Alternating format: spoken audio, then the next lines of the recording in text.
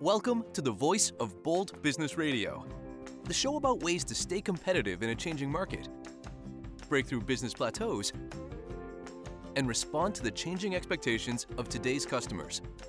Your host, Jess Dewell, is a rapid growth entrepreneur, consultant, and business advocate with a 20-year track record of business excellence. She candidly discusses how to achieve your growth strategy and realize your company's unfulfilled potential. Now, here's Jess.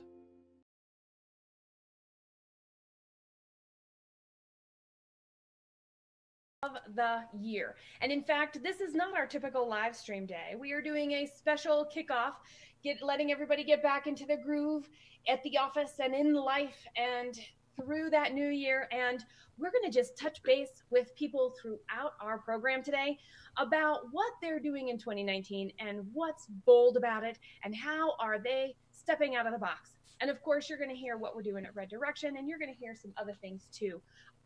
And here we go. You're in the right place for conversations about current needs that we as business leaders face regarding technology, customer expectations, and quickly changing markets. This program is about what it means to reach short-term goals and increase confidence in our long-term positioning. This is program 194. All right, we're going to just jump right in because I have asked anybody and everybody who has been on the Voice of Bold Business Radio to date to spend 5 to 15 minutes with us, just hearing, connecting with each other, and sharing. And so we're going to just jump right in. The way I think we're going to do this to get started is we are going to I'm going to ask a question, and then I'm going to just say, hey, let's get started. And I know Dr. Richard and we were talking. So Dr. Richard, I want you to jump in, and I want you to say, first, I want to say happy 2019, and I want to find out what you're doing. What are you doing that is bold as you are moving into 2019 to get to that next level of growth?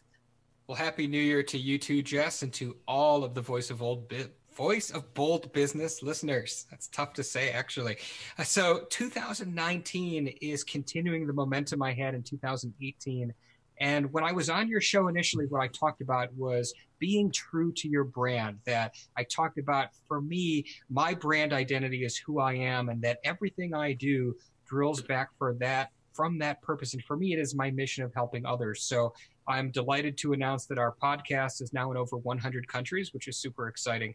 But I've been able to leverage the podcast into helping others in ways that I've never been able to do before. We have launched our nonprofit, which is helping children all over the country receive speech, physical, and occupational therapy services. But most excitedly for me, I'm able to leverage everything that I'm doing collectively into one thing. We have put together a psychological assessment company, a colleague and I, and we are in the process of bringing our assessment tools not only to the business place to help people be the best versions of themselves in the workplace, but also to tackle some of society's most pressing issues like addiction and recovery, in particular those involved with opioids, and treating veterans in the military and first responders who are suffering from PTSD. That's have a lot of bold things happening. Yes. I'm like, holy cow.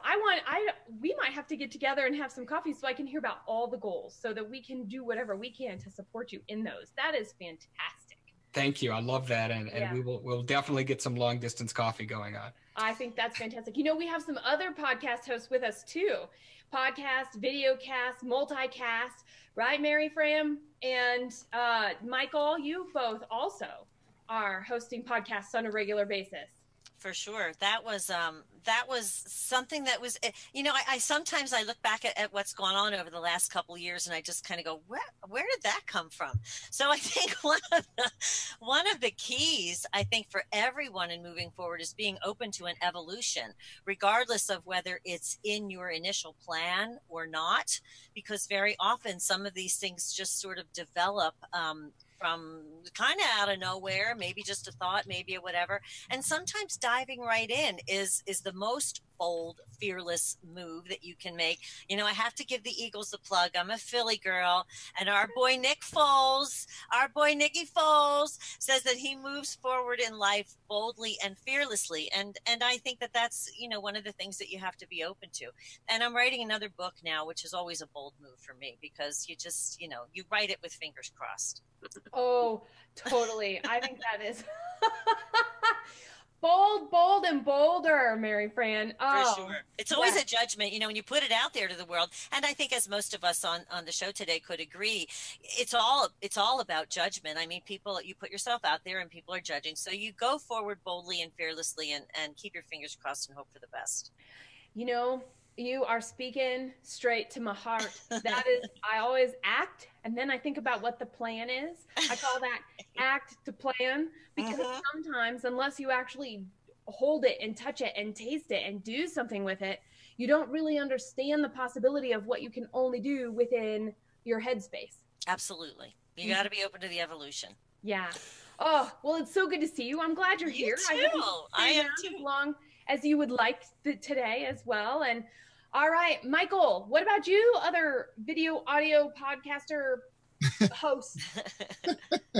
You know what? I haven't, that's one thing that I was actually considering, is doing the podcast thing, but I've never really done podcasting. So that's something that I'm actually thinking about and considering and stuff. But I definitely do video. I do all sorts of video. You know that from a long history of knowing you guys and stuff. But you know, my YouTube channel, it's so funny because I do a game show on Friday nights. Tonight is on 10 o'clock if you want to go watch. It's so cool. Everybody, give it a plug, because this is like the best, and it's 10 p.m. Eastern, right? 10 p.m. Eastern game show online that you've ever had. They're my best. My best video, kind of just sit back and relax and laugh. It is. It's great. And the audience gets to participate. Have you ever watched a game show like on TV where you wanted to participate, or I knew that answer? This is a way for you to participate, because the YouTube chat you can put over there and answer and all that kind of stuff. But anyway, so I'm expanding that too. I'm trying to add some more games and some different games and diversify and do some stuff with that. So that's kind of my bold avenue there. And this is all like on a personal level. This isn't like my job or anything, but in my job, a lot of things, you know, and I've talked about this on your show before, how I incorporate video and all that kind of stuff into the jobs with the guys, and showing customers, you know, our floors. I'm in construction, we do floors and all that kind of stuff. So I really, there's a lot of nervousness to that when you first do it. But then, you know, it's talk about being bold, you know, and because nobody does that. Nobody does that sort of thing. So I'm trying different things and trying these things that I think that really help, because video and pictures are huge. And that's why the video end of it, I'm always trying things, challenging things, like the green screen here where I got the Game of Thrones going on. I know. I was like, your throne and your scarf are very bold together. You mean that's not real, Michael?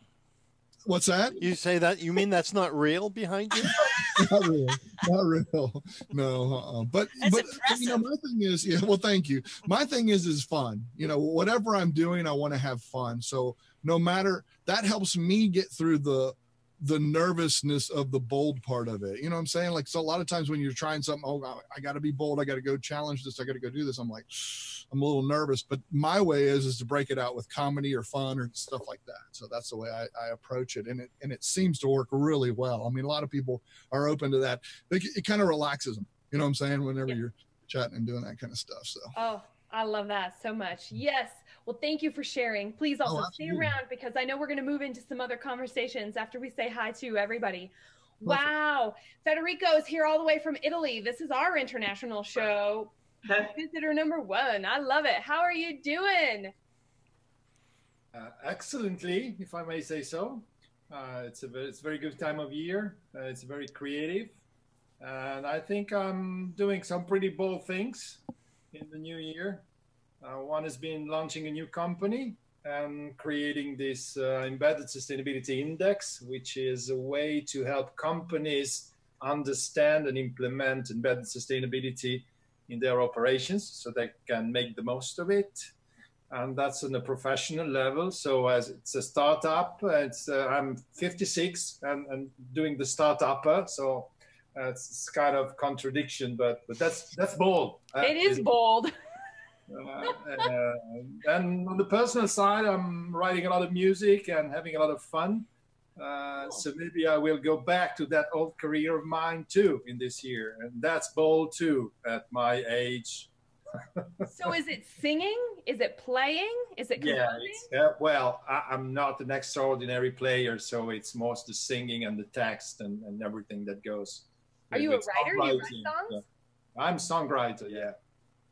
That's so cool, the things we learn when people stop by the Voice of Bold Business Radio. Do you have a genre that you fit in, or is it just Federico style? No, I had a group, I think it was 30 years ago. So now I'm looking, around, and I'm trying to get in touch with people I knew many years ago, and getting back into the music network, and maybe something will go on, and I will try to do that sustainable too. So that's another challenge. Always sustainable, lean, agile. Depending on what part of business we're talking about, they all tend to go together. I mean, we use that phrase sustainable within the work that we're doing and in the information that we're presenting as well, meaning, is it fueled enough to keep going? Do we have what we need to make sure things keep going? And that's within the business for that, I want to say the nurturing side. I'm going to totally call out my feminine and say, this is something that's really important there. So sustainability of, can we do it all? Well, no. So what will we do, and what will we do well? And are we doing the things that actually create momentum? So I'm excited about your new business, going back to songwriting. Two very bold things, Federico. I'm looking forward to having you stay around as long as you would like today. And let's hop in. Debbi from Canada. Yay! Hi. We're all over today. How are you? I'm very well, thank you. How are you? Happy New Year. Happy New Year. Oh, this is, you know what? This is a great start to today's program. People stopping by, saying hello. What's bold going on in their world? So, Debbi, what's going on in 2019 that's going to help you step up, step out, and be bold in your personal and work life? So I have two careers. One's in childcare, where I am right now in my childcare office, but my private business as an entrepreneur is with vision board workshops. So I am riding the wave of the momentum of just what's feeling very exciting, in that I had two workshops presented for January. They're both sold out already. So that's exciting. I know. So I switching it up a little bit. So for Valentine's, I'm going to offer a couples workshop, so people can do one vision board with the two of them. So whether you're a brand new couple, I actually have somebody registered that they're just newly engaged, and they're going to present their vision board at their wedding and have it on display for their guests. So I think that's really, really cool. But my big, bold idea is, I'm going to declare it right here, is May 1st, I'm going to be launching my online course.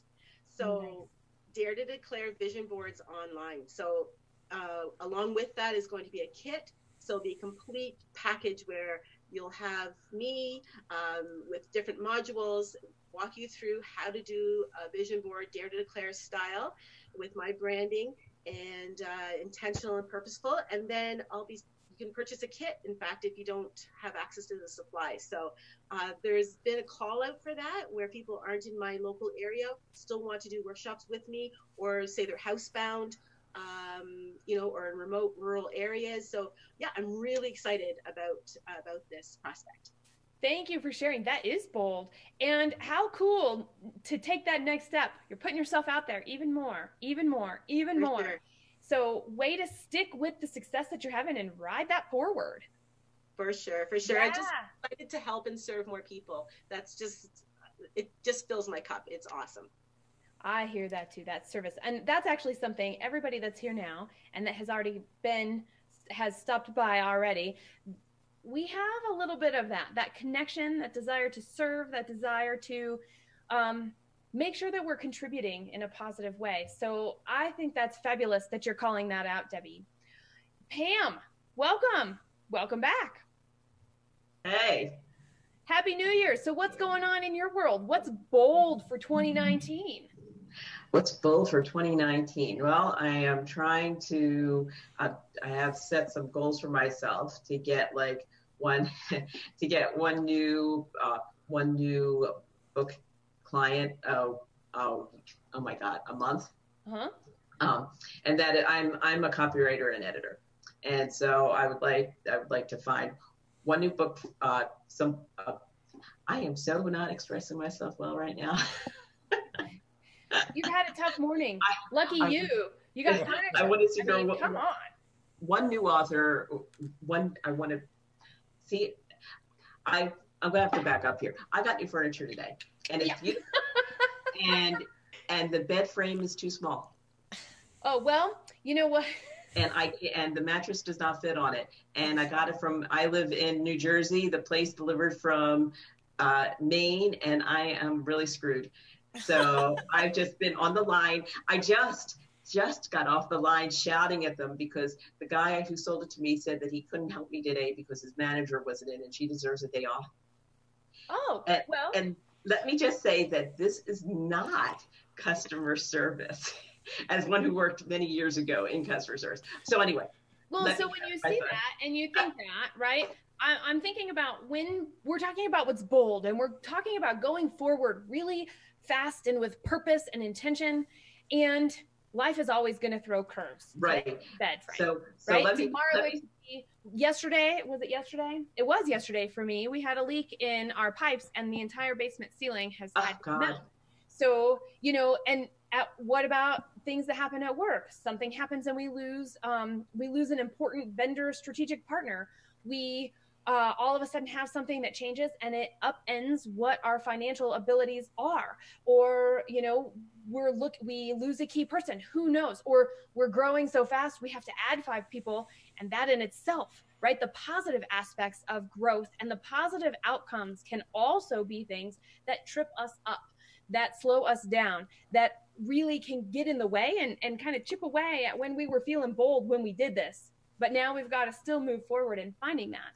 And that's one of the cool things I like about the Voice of Bold Business Radio is that everybody that's been on the show, every single one of you here, everybody that's already been on, the people that are going to come in the future, they share not only their expertise, they're also sharing what are they learning and how have they incorporated the lessons, the failure, the surprises, the unexpected in a way that allows us to have a solid mindset for that growth stability and that growth sustainability that we were talking about a little bit earlier. So that aside, did it give you enough time to take a few breaths and tell us, what are you doing that's bold in 2019, Pam? Well, what I'm doing is bold is I'm trying to secure one new book client a month, and book as in print or ebook to edit, evaluate, proofread, whatever the person has needs. And in addition, I am also trying to secure like one or two more ongoing clients. The way you guys may know that I work on Jess's virtual team. And so, but also I am also a client of hers. She helped me many years ago get my website together. So, we play it forward and do both ways. So that's in a general sense of what I'm trying to do. And I'm trying to be consistent about social media marketing to play in all this and seeking out some other out of the box sources to find these clients. Like Jess, I took your suggestion of the National Speakers Association. There's one in New Jersey and there's one right in Philly. And they have an open meeting that is next week and I'm going to it. Good for you. I am so glad. That's a big step.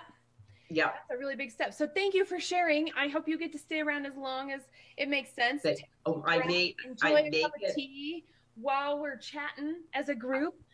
I will. I'm going to put myself on mute because I may be getting a call back because after I was treated shabbily, I called the head office, and so somebody there should. We speak the truth on this show. If you haven't heard it, you know now. Scott calls it truth to power, and it is what it is. And so thank you, and no problem. And jump in and out of the conversation. Just so you know, I normally don't share, like, purchases gone wrong.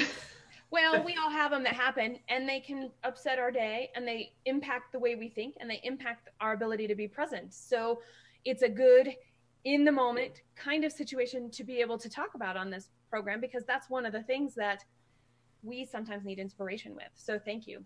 Steve, Happy New Year. I'm so glad you were able to stop by. Well, thank you, Jess. I'm glad to be able to stop by and hear all these brilliant people you bring on your show. I want to, all the things that you do are really, really special. And I'm looking at, seeing what you're doing in your event coming up on February 1st and all these webinars you're doing.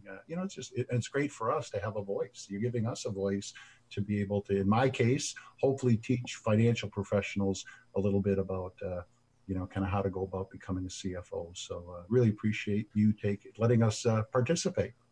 Yeah, absolutely. You said that. And I'm like, but you also are helping non-financial people that are listening to this show understand how important it is to have a relationship with a CFO, partial, fractional, full, somebody, and the multiple pieces and areas of expertise that really work together, that when we don't have somebody on staff, or we do have somebody on staff, our skills and our time can only go so far.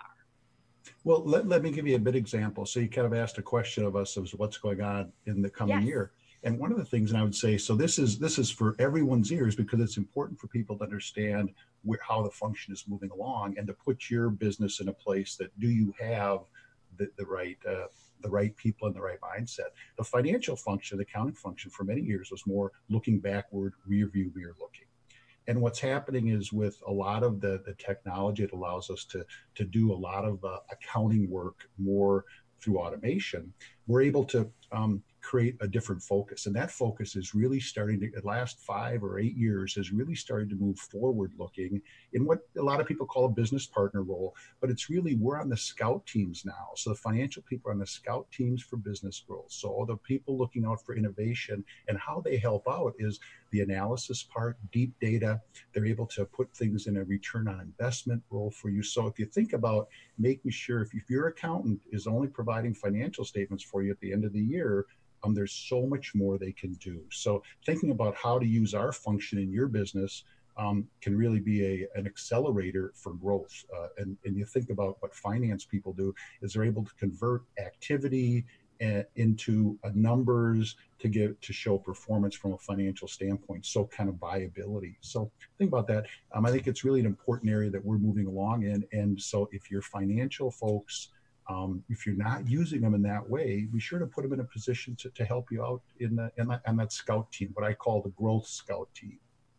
Ooh, I love that. Growth scout team. We all have them, right? We may not call them that, but it may be just the entrepreneur. But and the more we have of those on our team, the more chances we're going to have to grow profitably. Yes. Oh, I thank you for sharing this. That is a continued bold step, especially in your industry where, there is a lot of automation happening right now. I mean, out of all of the areas of business that I work with in companies, it's the easiest to add last. And it seems to be the first to automate out. Does that, you know what I mean? Or outsource. Exactly. Out. Well, I think, sorry. Go ahead. Well, when we talked earlier, it was this whole idea that the financials are really important, but they're not very valuable, which really got a lot of accountants upset when I said that, by the way. But the role is, that role is very critical, but it doesn't add much value. So the next step is using all that information to do this growth piece. And that, I think that is bold. I think people, companies that adopt this forward-looking finance approach can really add a whole nother area to their, to their toolbox for growth. And you're right, automation, accountants, it's easy to automate, and that's a good thing, because a lot of the accounting roles aren't very fun, right? I mean, an accounts payable person doesn't come to their job thinking, boy, I can't wait to clear that next account payable and make that next payment. That's not, so we're really creating a better work life for the financial job family and giving businesses a much strong resource to leverage. There's this phrase that I use, and you may have heard me use this before, Steve, and I know other people that are here still also, and that's independence at every level. And when we free up some of those tasks that people don't like to do, even when it's their area of expertise, even when that's what they were hired to do, when there isn't an element of independence, when there isn't an opportunity to look at other things, when there's only time to do the tasks without thinking, it doesn't matter the level, doesn't matter the person, there's that slow ebb of erosion of excitement around coming to work every day. And so being able to do things that allow more independence, that allow more thoughtfulness, that allow more people to have the opportunity to think about and get ideas to share, to find opportunities to grow, not only is fun and exciting, but it's also necessary for how companies will grow in the next 3 years and 5 years and 10 years from now. That's such a good way to frame it. I think that independence where people have a chance to use their creativity and get excited about what they're doing. I think that's because you kind of block off all that creativity if you're just doing tasks that are rote and they have to get done. It takes away the excitement and creativity. I think it's a really great way to put it. Okay, so let's stick with excitement and creativity. It goes along with bold, but it's different. For everybody who's here now, it would be great for you to share. Is there something that you're doing to add more excitement to your roles and to your companies in the coming year? Well, I'm going to step in. Yes, because you didn't ask me what I was going to be doing bold in my company. Everybody, you saw it right here first. Thank you, Scott, for being here and speaking up. I know you well enough to know that you are actually being very considerate.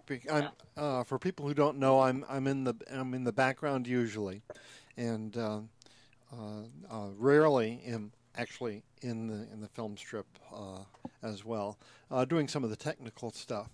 Something that I don't even think that Jess realizes is that we have created such a great workflow in terms of the Voice of Bold Business programs that we're able to eke out every last drop of value and have it ready to go out in any number of different ways. And for 4 years, I have been monitoring online courses, but I haven't really rung the bell yet. I haven't really said I'm going to get involved with helping other people create their online courses, which includes video, but there's also a lot of other things that are going on.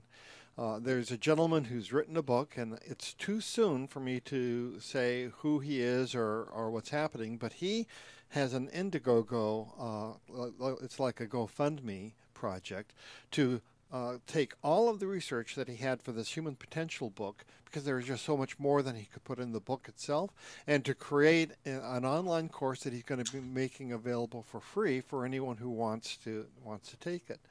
I've approached him and said that we need to work together. So we'll take this workflow where he will interview key people, and then we'll be able to edit in the various snippets or the segments as they go along, so that they'll be on the shelf ready to put in for this online course. And he'll be able to share this information with his tribe, with his launch group. As he goes along, they'll be able to see many of the materials that he's developing for this course, comment on it. That will influence the way that he writes it, and so it'll be a grand experience. And this time next year when you have this show, I hope to be able to report back how that goes. I love it. Well, dovetailing that is something that we're doing, isn't it? Yes. We have enough guests that have come on the show and said, how do you do what you do? How do you get this to the level that it is and the consistency? Well, Scott and I don't know. Has it been 5 years yet, Scott? It's actually been more than 5 years. That's what I thought. I was going to say. And we've been working together, and we've been perfecting this process. And then the Voice of Bold Business Radio actually added a lot more complexity and a larger team, which Pam is a part of also. And so people are like, well, how do you do that? We don't want to do what you do. Well, guess what? Stay tuned, because the Voice of Bold Business is going to offer a do-it-for-you technology piece, so that all you have to do is show up with your content, and you can have this audio-visual interface, and the distribution will happen for you, the setup will happen for you, the checklists will be given to you. So all you have to do is follow the checklists, bring your own content, and then it ends up, with our help, gets distributed out, and we can increase the kind of messaging and the supportive messaging that you have going on in your business that you would like to use with video, that you would like to use with audio. And I'd like to just pop in with one more comment, and that is that I agree that a lot of what we're doing is fairly sophisticated, but we wouldn't be able to do it, at least I wouldn't be able to do it without my mentor, Michael Daniels, who is the individual who is the tip of the sword as far as I'm concerned, in terms of, trying out new things and sharing it with anyone who would like to find out about how. So one of the things I'd like you to do, Michael, if you could, is mention tinkering with tech, and the other is talk a little bit more about the game show that you have. At least give the name of the game show, and how people can find it. All right, that's fine. I tell you, it's interesting because Tinkering with Tech is a show that I do on Wednesdays. It's on my YouTube channel. If you just go to youtube.com/Michael Daniels, you'll find me. And that's where the game show is. It's funny that you mentioned that, because I have fun, but then also I do some teaching stuff and stuff with the tech and things like that. And people said, well, why don't you separate these into two different channels? You'd probably be, it's geared toward that. My thing is, it's me. It's me. I'm giving you me either way. Learn from both those things. A lot of times they're watching the game show and they're like, oh my God, this is amazing production. How do you do that? But they can learn all that on the Tinkering with Tech show and stuff like that. The private community that you're a member of, Scott, I also have a private community where I do a daily tip. It's just anything that can help in every way. And it's just full of tips every day that we come up with. So that is, I love that. I love offering that up. I've always been a giving person. I felt like I needed to do, not really it's very inexpensive to join the community, but the thing is I needed to have some kind of backing so I could buy these programs and teach these programs and stuff like that. That's one of the things I've always done in every job I've ever had. I've always been either a trainer or a teacher. I taught myself Spanish. I'm bilingual in Spanish. I've taught myself computer. I've taught myself, and I teach others. That's one of the things I've always done, has been a teacher. So to me, it was my way of kind of getting back and giving back that way. Nothing for me personal, but to buy these things and do these things for these other people that wanted to learn these services. Scott, I appreciate you mentioning that, though. That's really nice of you. I love that kind of stuff, though. I love teaching. I love showing. I actually tutor Spanish for free to the students at our local high school that are having, problems. I do that kind of stuff because it helps me. They always ask the coolest questions. They always ask the neatest things. They're always like, how do you say such and such? I don't know. Let me find that out. And you do your tutoring using video. I do video. Yeah, absolutely. It's one of the things that's interesting how that came about is, I used to tutor where especially nowadays, the young daughter of this child of a friend of mine would come to my house. My wife would have to be there, or I would go to their house where the mother or father had to be there. Just it's that kind of world we live in right now.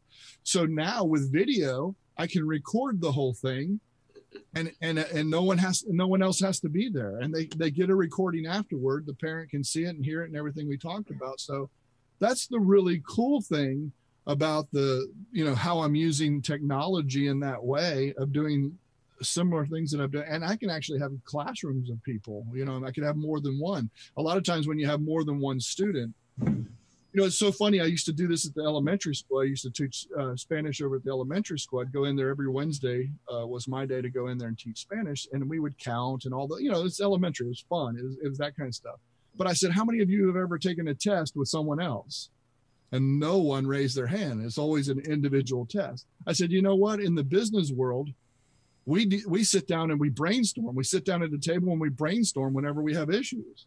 So you have a whole bunch of people together. It's like solving a test together. And I said, that's what we're going to do here. So that's a lot of times when I taught and did that in the class, they learned to count together. If one kid was struggling, that I found out the teacher said that they were at recess teaching the other kids how to count, you know, so everyone would get to the same level. I mean, it was just awesome. It was just great. It was great to see. And I never meant for that to go that way. It just went that way. So that's just examples. But yeah, video and tying in video and things like that is just incredible on using that part of it. You're a natural community builder. And more than a community builder, you're just the glue that holds people together and makes people comfortable enough to do that. And I think that goes, I love that, because I'm thinking about what you're just sharing with the teaching and how it resonates out, and the intention that you have and the reason that you're doing it, it has ripples, and those actions go further.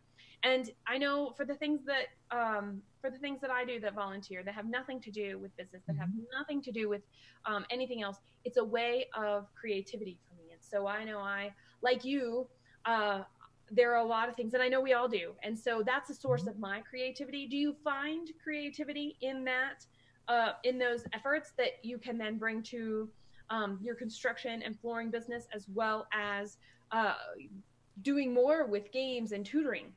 Always, absolutely. One of the things with marketing, okay, so we're terrible marketers. We put floors in. We're not great marketers. So what I did is once a month on Friday, I invited engineers or architects to come in. We do a live show, and then we'd have, if a job was going on, we'd have a live, I'd bring their video in where they could see us actually working. So that taught me that, you know, I'm always learning new things and different ways of doing things and presenting things out and getting things to people. Nobody else is doing that. No one else is doing that. So it was just amazing to get those kind of, so yeah. So every time I teach, every time I do something, I learn something myself. That's what I love about teaching, is that's what keeps us as humans human. That's what my mom told me that one time. That's what my mom told me that one time. That's what keeps us humans as humans, is being around other humans, because it's hard to learn something on your own. We have to watch a video. We have to watch something else. We have to get somebody else's help, or somebody that's already done it. I mean, we can. And another one would be figuring it out and then sharing, because once we learn, we can then teach, and we learn ourselves by teaching others. And you were sharing that in some of your examples also. Absolutely. In a help video, I'll create a help video because I was so frustrated with something. I'll be like, oh my gosh, I need to create a video about this, because I don't want anyone else to have the same issue. So yeah, good point. Okay, so for the rest of us that are here, how do you incorporate, and where do you go to get creative, to stay excited about what you're doing and bring new perspectives in? I run down to the coffee pot about every 45 minutes. That's my trip down to the coffee pot. It's like, okay, I got to take a break, run down. You know, it kind of opens my mind. So coffee is a big helper for that for me. Can I interrupt that question real quickly? Because I want to give a bit of a shout out to Scott, because he was talking to me in December before our meeting, and he said something. So if you're considering video, I went and kind of tested this out to see if I believed him. And he said, Steve, video is not that hard. In fact, the video doesn't have to be great quality. It's the message and how you package the message. So the audio has to be very good, and the video can be okay, but it's the message there. So I've kind of tested that out now. We can look at, and you're exactly right. I mean, the video isn't that great, but if the message is good, and if I can hear it, it was fantastic. So it's made me think, okay, video is not going to be this big barrier, because I'm way behind in that curve. But anyway, I just wanted to really thank you for that kind of advice, and I started looking for it, and it was excellent. So it's going to be one of my go-tos this year. And then I'll let you back to your question, Jess, which was, how do we get jazzed up about creativity? And Exactly. How do we? I'm a Girl Scout leader. And now I have a new puppy. In addition to being a business owner, a wife, and a mother, and all that. And I know we all wear many hats. I have to tell you, those middle school girls are the ones that provide the most thought-provoking questions, as does my 7-year-old son. And we're still on holiday break, so there's a chance he's my assistant to come and go on Sundays. right? And so he may stop by and we may get to see Carter and we can ask him what he finds interesting and creative, because you never know what's going to come out of somebody's mouth or how profound the thoughts are when we stop and listen. I would like to ask Jesse how you were able to generate so many hours in your day, because I don't believe you have only 24 hours in a day. Talking about creativity. we think Jess has an evil twin who jumps in when she's done for the day and takes over. Well, if I don't get enough, it's all about sleep. So I sleep a lot, and then the rest can happen the way that it needs to happen. But if I don't get my sleep, I don't have an evil twin. I become the evil twin. So there's that piece of it. So thank you for asking. But it sounds like music might be for you creative. I think the root of creativity for me is to continuously kindle love and curiosity for life. And so out of that comes music, art, whatever kind of exchange with nature or other human beings. For me, for instance, walking in a forest is one of the greatest sources of new ideas. Many of my trainings have been born from walks on the mountains. And where I do something that may sound weird, I talk to myself loudly, asking questions until answers come out. So that's a way of creating for me. But I think that comes from love, from life, basically. And then if you love life, as our colleague was saying before, talking about his passion for sharing and teaching, that's loving life and loving people. And then you become creative, because you want to do something with the wonderful thing of being alive. So that's my... All right, we have the people on the panel with us today. This is program 194. This is our New Year's special for the Voice of Bold Business Radio. And guess what? Join the conversation, even though you're not on the screen with us. Use hashtag VBBRadio. Also, send us an email at reddirection.com, and we will incorporate what you are saying from our engagement and our comments as well. And in fact, we had a swing by Scott. Brenda was like, hi. And Brenda is also somebody that I know from the time that I lived in Seattle, and Scott introduced us. So keep watching, keep listening. Tell us what you think is bold. How are you creative? What are you doing to make a change? Do something different. Fly with the uncomfortable as we move into 2019. All right, who else has something about where do you get your creativity from? We had Coffee Pot. We had talking to ourselves in nature. We have Girl Scouts and teaching Spanish. What else? Pam, Debbie? I would say like-minded people. So just having, so I'm going to go back to the coffee. I like the coffee thing, but I think coffee dates. So making that intentional meeting with a girlfriend, whether it be over tea, over coffee, and just sharing about what we're doing and talking. I love the talking out loud to yourself, but talking out loud to each other, right? And declaring those things, your goals. And that helps me spark ideas. I think, oh, yeah, that's great. Oh, you should try this. Or I know someone. So just that connection, that always gets my creative juices flowing when I make those really great connections with like-minded people, for sure.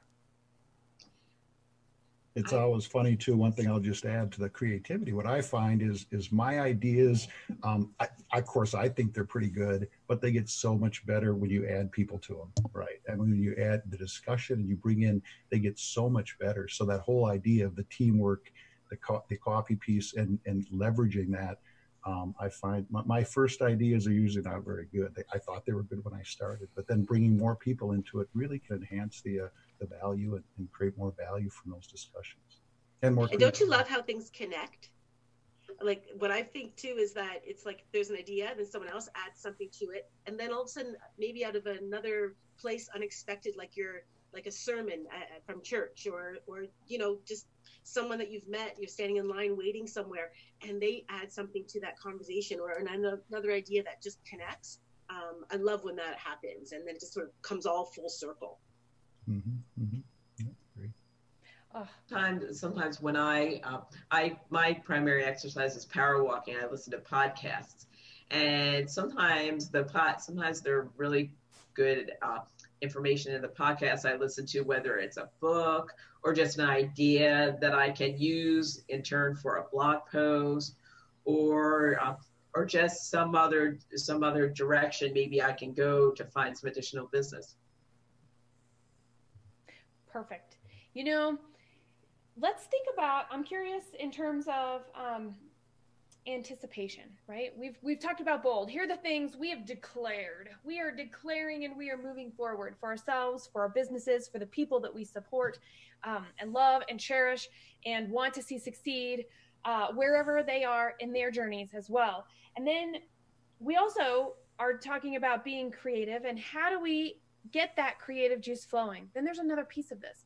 Another piece of this is the anticipation. Like we were talking all this crazy stuff that happens. One time before our show, I walked in to refresh my tea, and I'm barefoot when I am standing here. I like to be barefoot. I stepped on a wasp, and I didn't know I stepped on a wasp, and the wasp kept biting me, and I'm like, did I like step in broken glass or something? And I pick up my foot, and there's a wasp on the floor. I mean, come on, right? You never know what's going to happen.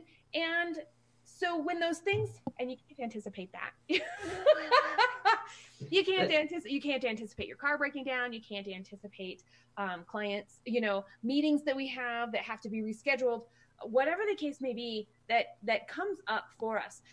Now, and I'm talking about bigger anticipations, the stuff that we can't deal with, those are bumps in the road, but we're talking about bigger changes, like when we get down the road, when we've done this evolution, as Mary Fran said, when she was talking about being bold in 2019, she, we've got this evolution of things. Well, part of being bold is recognizing that we're not going to find everything and that we have to anticipate. And sometimes what we anticipate isn't what actually happens. And so how do you anticipate? I would be curious to hear from each of you. How do you anticipate change and maybe help guide, it's not like you're going to shoot an arrow, but it's like getting the bumpers on the side of the bowling lane. So at least you're still going the same direction as stuff bounces back and forth.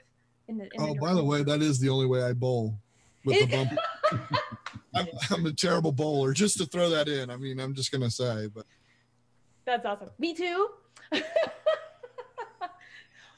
Jess, I'll tell you, the last time I went bowling, it was my son's birthday party about 3 years ago, and I hadn't bowled for quite some time. I pulled a muscle in my rear end from bowling, and so I won't be going bowling anytime again soon. I laughed late because it took me a little while to process what you just said. Well, I mean, just imagine you're going and it uses muscles that maybe you haven't used in a while. And even though I stretch, I guess I was doing this stretch. So anyway. That's funny. I was trying to be like cool mom who bowls. And I mean, I can still bowl pretty well, but I mean, my accuracy is good, but. Anticipation. I tell you, you never know. How do you anticipate? How do I? Anybody. Who's coming forward? Well, let me come forward. I would like to add something to anticipation, which is acceptance. Oh, what a cup. It's accepting that you cannot anticipate everything. So there will be something anytime or every time that's unforeseen. And sometimes you can cope with it, and sometimes you don't. And you have very much change your plans or even abandon your plans. But that's life. So when we have done the best that we can, sometimes we have to accept that we don't go that way, because that's just impossible. But we have to be happy with the fact that we have done the best that we could. Maybe this is not very much an entrepreneurial talk, but it's true, because that's life. And adapting and be resilient is more important sometimes than trying to anticipate everything, which is about controlling a lot. So with measure. Well, and I think it's interesting how you brought in that label entrepreneur.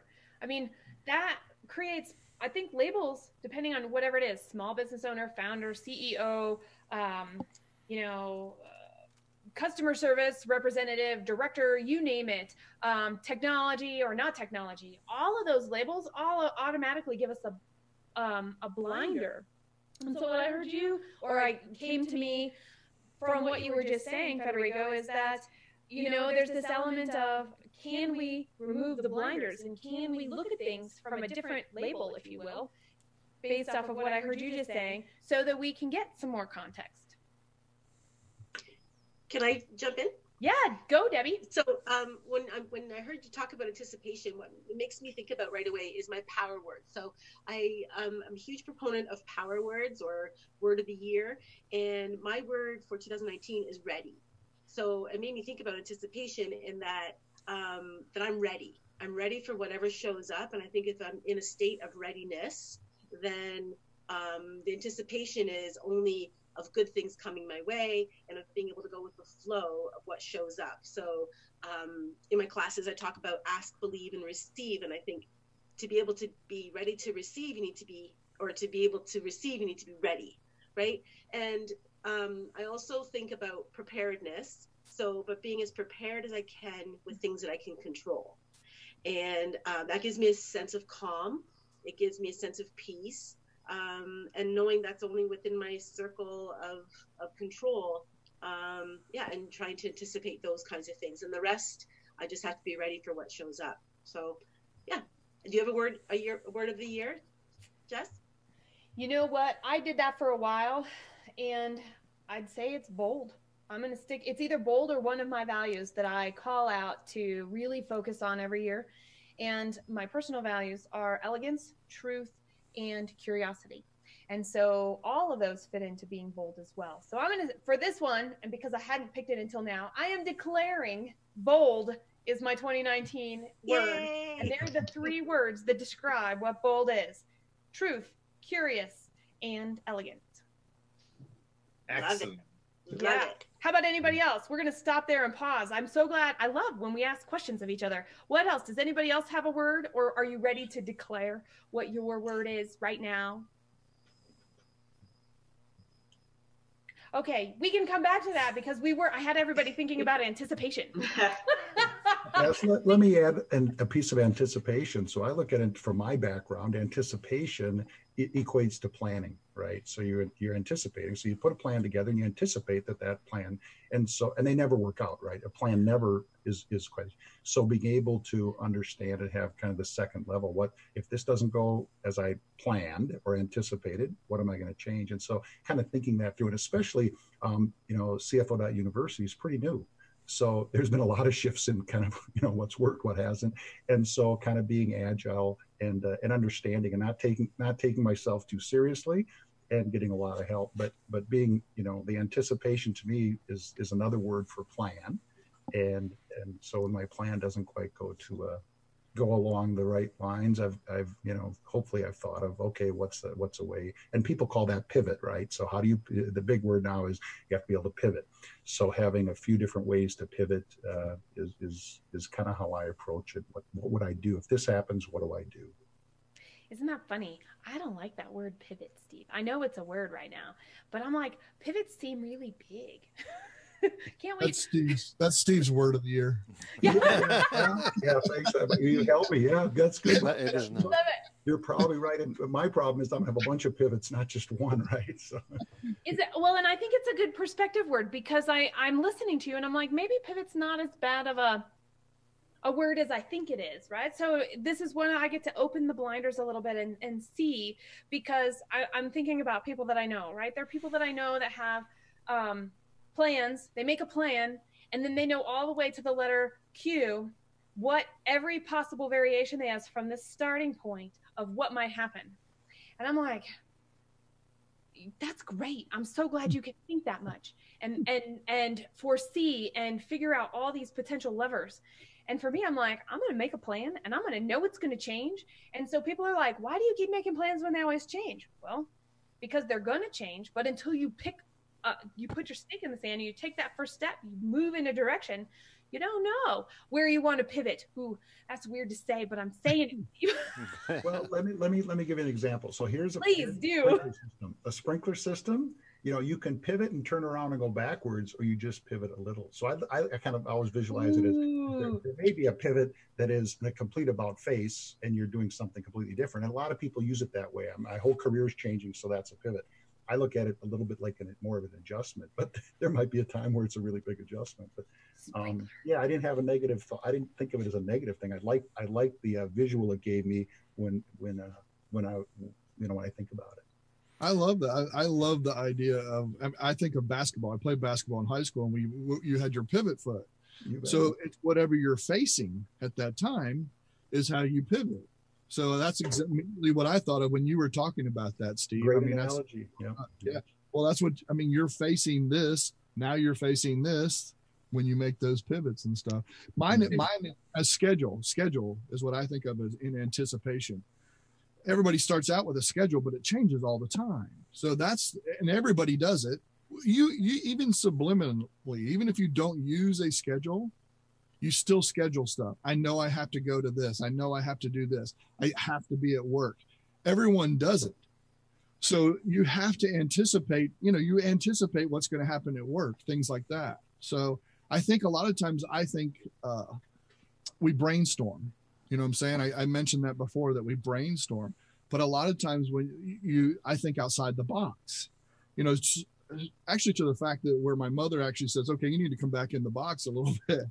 Because I anticipate what might happen. I go into a totally different approach to it. A lot of times I try to be forthcoming and just say, okay, look, this might happen. Oh yeah, I know, but you're thinking way too much. All right, I need to draw it back a little bit. So I think I catch myself, I'm always the devil's advocate in everything. Every conversation, I'm always the devil's advocate. I'm the one there. Well, what about this? Don't forget about this. What about don't forget about, that kind of thing. So mine, it's kind of anxiety driven is mine. Because I'm like, oh my God, what might happen? That kind of thing. Anxiety is your friend. Right, exactly. So, but couldn't Steve's use of the concept of pivot be kind of flexibility, a flexible attitude towards what can happen and what may be a best way to move forward while the context changes? Is it something of the... That's a great way, Federico, to think about it. I look at it as I try to anticipate where I might be able to pivot to. So, and especially, and this is my first, I had a consulting practice for a long time that I did. And that was, there was some new 22 years in the business in big companies, and then a consulting practice. And that transition was pretty easy. What I'm doing now is quite a bit different. So trying to anticipate, if this doesn't go as I anticipate, what am I going to do? And trying to get out ahead of that. And staying ahead of that, so as I hit one of those pivot areas, I have a direction to go, so I'm not kind of stopped in the sand. But flexibility maybe it's a better word, a word that Jess might appreciate more than pivot. or it can be kind of planned flexibility. Yeah, I love that. That might even be better than pivot for this year. You know what? We got to use the words, and there is a reason for that. And I know that, when people say pivot, and they mean, and I will totally clarify, and they mean doing an about face, and they don't want to call it a retreat, right? Let's go back a few steps and assess where we are and see if we can keep moving forward, or what can we do with the resources we have and change path, right? They don't want to use the word retreat, so they're using the word pivot. And I'm like, when we're making small adjustments, awesome. But if we are going to totally do a 180, can we also incorporate the word, we've got to take stock. Something crazy has happened that makes us think we have to do an about face. And if we're not willing to accept the about face, then what? Because no pivot's going to help us then. And so I think that's really where I like this. So I like basketball and I like sprinkler because I can now use this in a context and say, how big of a pivot? How flexible? If the Titanic would have made a different, if the Titanic would have made a pivot, they might have been in a different situation too. So That's even bigger. That's even bigger. So now you have a whole different thing to look at there too.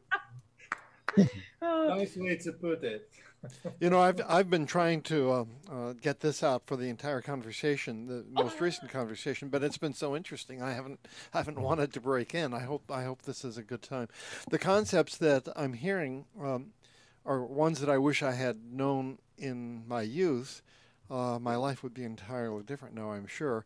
And really, I've heard a lot of this during the two plus years of Voice of Bold Business in particular. One of the concepts is fail fast, and the other one is it's not the setback that really counts, it's how you respond to the setback. So a number of the things that each of you have been saying, I think kind of are can be classified under those two umbrellas of, fail, and so it's okay to fail, just make sure that you do it fast enough. And then what? Oh, and then what? Can we have a temper tantrum? I'm going to ask you a really personal question. How many of you here, and I will admit I do this, I have temper tantrums still to this day. I have a temper tantrum and I will do what needs to be done, and I will have the emotion for two reasons. One, when I had a toddler, I was like, well, that's really cool. I can be really anything I want for 2 minutes, and then I'm something different. Why do we let go of that? And so I'm like, okay, if I have a big emotion or I need to leave the room, I do not need to have a temper tantrum in front of people. But if I need to have that emotion because that's going to prevent me from being present, why not? Why not? And that makes me think about this concept that you were bringing up, Scott, of this, fail fast. When we can embrace we fail and we can go, wow, we can really feel what that feels like. And then I think we have to go through the emotion to be able to incorporate what the message, the learning might have been. What do you think? You're talking to all of us, right? Everybody. So I gave you a second question in case you really don't want to tell the whole world that you also have temper tantrums. Temper tantrum. I'll tell you something that I have to tell you about this. This is a great thing that happened to me a long time ago. I was a manager in a restaurant.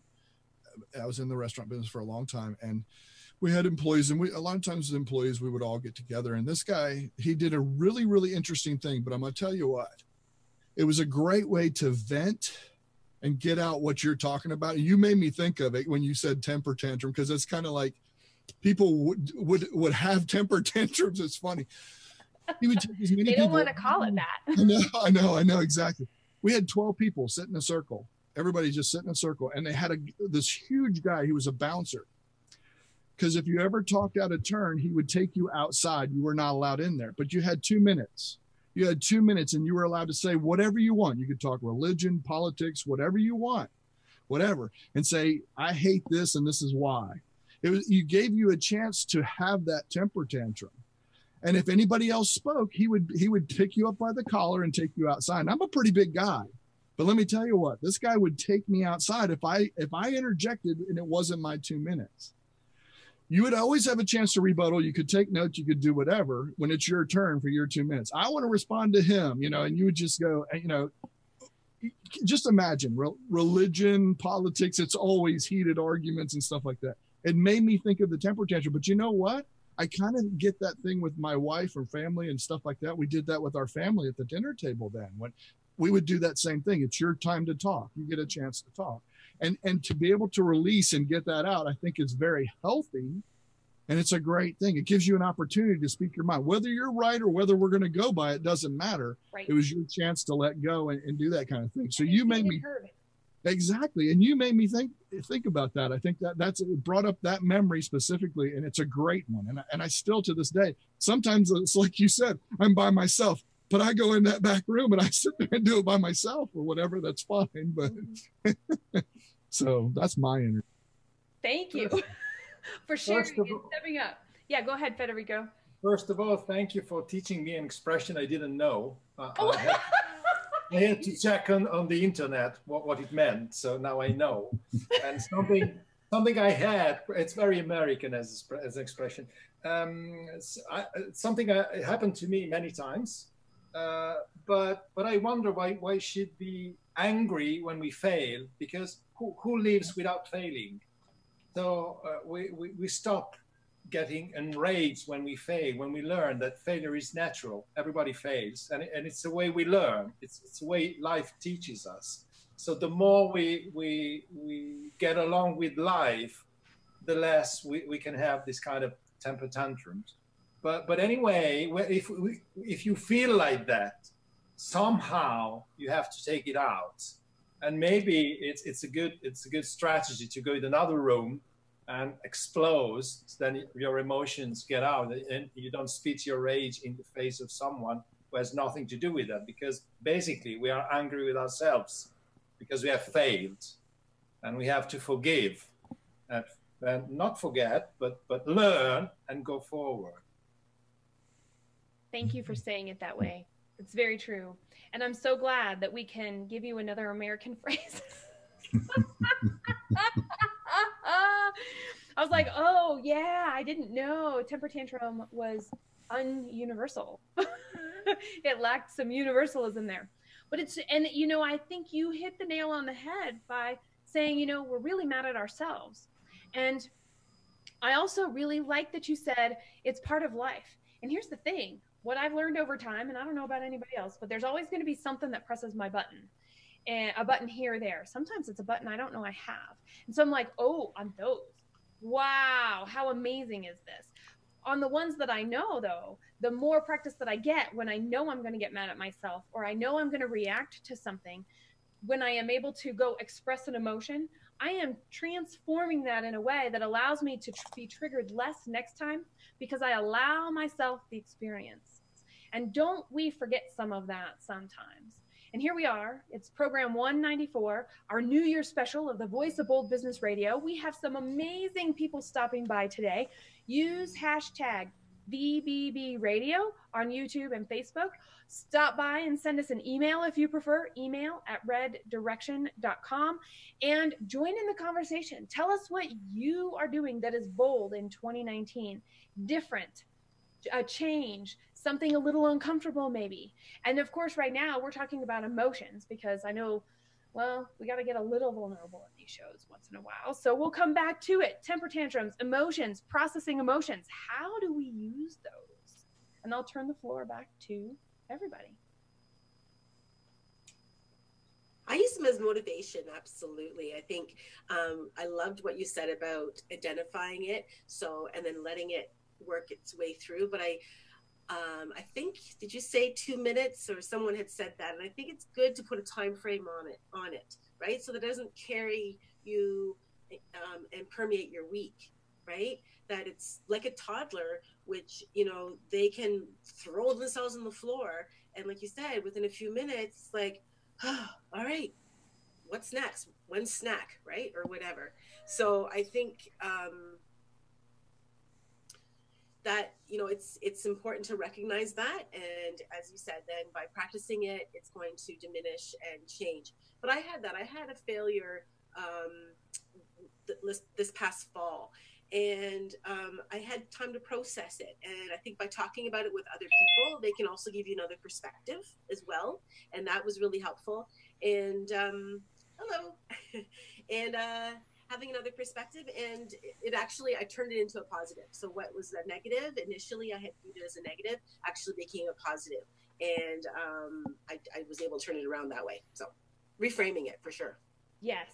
Very cool. Anybody else want to say anything on that before we say hi to Ivana? Awesome. Hi, Ivana. Hi, everyone. I'm slumming it today. Yes. You know what? Cozy, warm. I'm cozy. I'm hanging soft on the couch. I'm still Christmasing. I love it. I love it. We also celebrate Christmas, and we had the tiniest set of Christmas decorations because we're having clay applied throughout the entire space, and all of our stuff is everywhere. So nothing fits anywhere, and you just go with the flow. So you look beautiful. You've got a little bit, you're here. What are you doing that's bold in 2019? Oh my God. I am doing something. I'm sort of embarrassed to tell you this, really. I'm embarrassed. I should have kind of, you wouldn't think that I would be here, but I am so here. I am massively shifting my model. There's a giant space that's opened up in the marketing magazine category, and I'm taking advantage of that. Believe it or not, think about it, you guys. This is amazing. This really speaks to taking the time to repeatedly take a look at your marketplace, right? Don't assume your competitors are your competitors. Don't assume that things are the same. They are not the same. So when I started DIY Marketers, you know, there was marketing props, marketing Sherpa, duct tape marketing. I'm just specifically talking about marketing blogs. Oh, yes. Your online content. Right? Blogs in 2008. Mm-hmm. Right?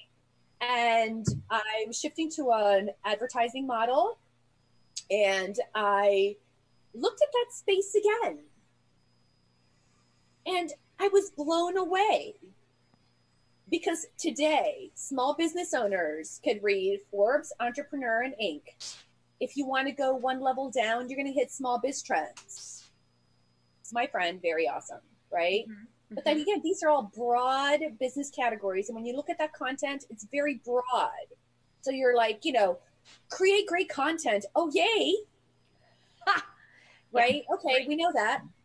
And when I looked at my friends, Ann Handley, John Jantz, and a few other folks that were in that space, they've taken their properties and their businesses in slightly different directions, which leaves a giant gaping hole for small business owners who are looking for marketing content that isn't tied to a platform. Yes. Right? That's not to say there's like a WordStream, HubSpot. They are great. CoSchedule, great marketing content, right? Mm-hmm. But it's tied to a platform, right? Always. So, having said that, I can just go on and on, but suddenly I decided that I was going to do this thing. I was going to go with advertising. I've added the eZoic platform to my site, and something seemingly stupid triggered just this massive, massive shift. If you want to be on eZoic, you need to have like a certain level of traffic, which I barely had. And it needs that because it's an AI platform. It needs data to operate. So my number one goal was to hit this traffic number. Now that I've hit the traffic number, now I need to grow that traffic. Well, if you want to grow that traffic, you know, there's this intersection of it's not just your Google Analytics, but they actually measure the customer experience on your site and what that's like. And that makes different articles rank for different things.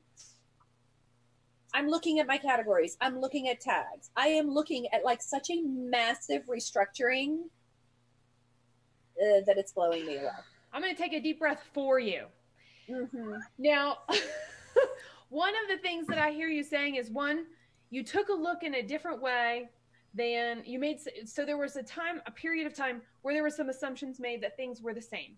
And then when you took the time to go back, you found this amazing, neat, new opportunity that not only that caused, I'm going to use this word in two different ways, a pivot of where we focus, as well as a pivot into, in some sense, though, it's a more narrow. You've created more focus. You've pivoted your focus inwardly in a smaller capacity while you've shifted the model a different way. That's fantastic to hear. And that's big. That's going to take, do you think you'll do all of that change in 1 year? Do you think it's going to take you a couple? I don't know. I've sort of been, it's the, what is that called? Measure 10 times, cut one. The changes I'm making are massive infrastructural changes. I'm going to be culling the site. So there's going to be a ton of content that's literally like, that's crap. That's going to disappear. Mm-hmm. I'm creating all new content. So yeah, lots of interesting stuff. Yeah, I can say more, but I won't. No, that's totally fine. I love it. Thank you for sharing as much as you did. That is big. That is bold. And that is a goal that caused a secondary goal that has now recognized there's this new runway, if you will, to go down. And that is it's very bold to be willing to let go of something and put what we think we know aside. So thank you for sharing, Ivana. Tom's also joined us. Hi, Tom. Happy New Year. Hey, how are you? Happy New Year to you. Doing so well. We're so glad you're here. What are you doing that's big and bold in 2019? I'm retiring more and more every day.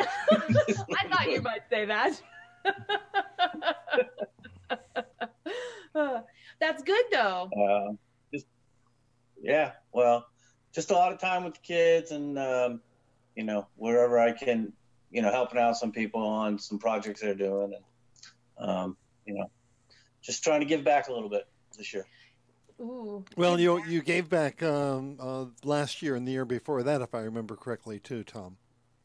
Well, I think that's the goal every year now, to be here to give back. Well, that's an interesting concept that and maybe we came up with together, and you really didn't recognize it. Like a fish is in water, you don't recognize that you're in water until you're out of it. For so much of our lives, we are empire building, right? But then there comes a time when you're no longer empire building, but what are you doing? You pivot to thinking about legacy. Well, I think that, we all learn a lot as we go through, failures and successes and challenges and all those things. And if we're not willing to A, continue to learn, and B, help other people going through those same things and who may be facing the same things, or your children who are going to definitely face them as they go along, then, really you've wasted a lot of energy over the years. So, Scott, tell us more about your empire building thing, because every once in a while you bring this up, and I remember, because I know that, and this is interesting because we're talking now, we're talking about different personalities, we're talking about different generations, and we're talking about Scott and I figuring out how to work together for more than 5 years. And when he shared this with me, my head exploded. Of course, this was a long time ago, and I was much younger. Boy, was it messy, too. Yeah. Oh, that's awesome. So talk to us a little bit more about that, because I think it makes sense. I had forgotten that Jess and I started, we kind of met. It was an unlikely meeting because even though we were only 20 miles apart, we had to rely on someone who was hosting a video conference, something very similar to what's happening now, a hangout, out of Montreal. And independently, he had contacted me, and independently he had run across Jess, and we were in the film strip and we were talking, and that's an entirely different story. But Jess and I decided that we wanted to learn the technology a little bit better, so we started the Jess plus Scott show. And, we didn't get in each other's way very much. And I was analyzing that, and it was because it was the Jess plus Scott show because Jess needed to be the first name. She was plowing new ground in terms of becoming an interviewer and any number of other things. And you're going to have to help me out with this a little bit, Jess, but it just occurred to me that I wasn't in it to try and build my empire and to get bigger and better, and I was going to make it into something that was so if not that, then what? And it was, if I can have the privilege of participating, if I can learn some new things, I have a background in broadcasting and in production, if I can share that would be great. So, it's to this point where if I can help things along, then, I'll feel pretty good about myself. Jess, help me out of this. I think you're doing a great job. And I think that's the key, is recognizing who are we working with and what path are they on, where our two paths intersect. And being able to really see a person, being able to really be with that person and people in our organizations, and recognize that what motivates each of us is going to be very different.